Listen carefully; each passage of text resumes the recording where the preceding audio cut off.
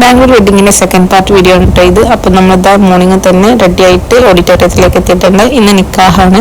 അപ്പോൾ നിക്കാഹിന് വേണ്ടിയിട്ട് അവരിത് പെണ്ണിനെ സ്റ്റേജിലേക്ക് കൊണ്ടുവരുന്നുണ്ട്. നമ്മുടെ നാട്ടിലൊക്കെ ഫസ്റ്റ് ഗ്രൂമാണ് സ്റ്റേജിൽ ഉണ്ടാവുക.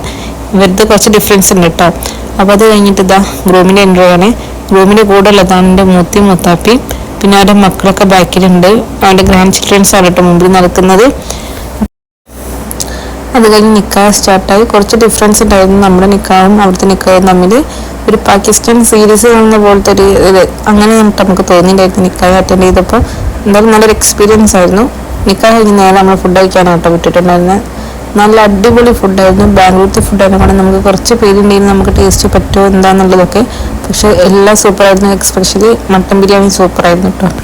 അത് കഴിഞ്ഞത് പെണ്ണിനെ ചെക്കന് കൈപിടിച്ച് ഏൽപ്പിച്ചെടുക്കാണ്. അപ്പം നമ്മളെ നാട്ടിലത്തെ മാതിരി ചെക്കന് മാത്രമല്ല കേട്ടോ, ഫുൾ ഫാമിലിക്കാണ് പെണ്ണിനെ അവർ കൈപിടിച്ച് ഏൽപ്പിച്ചെടുക്കുന്നത്. അത് കുറച്ച് ഡിഫറെൻ്റ് ആയിട്ട് നമുക്ക് ഫീൽ ചെയ്ത്.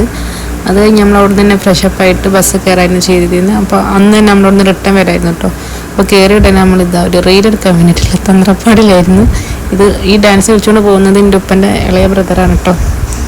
അത് കഴിഞ്ഞ് കസിനെ എല്ലാവരും കൂടി നമ്മൾ കംപ്ലീറ്റ് ആക്കാൻ നോക്കിയെങ്കിലും നല്ല അലമ്പായിട്ടുണ്ടായിരുന്നു. പിന്നെ ബസ്സിൽ പാട്ടായി ഡാൻസായി നല്ല വൈബായിരുന്നു കേട്ടോ. തിരിച്ച് നാട്ടിലെത്തുന്നവരെ നമ്മൾ ആരും ടയർഡേ ആയിട്ടുണ്ടായിരുന്നില്ല.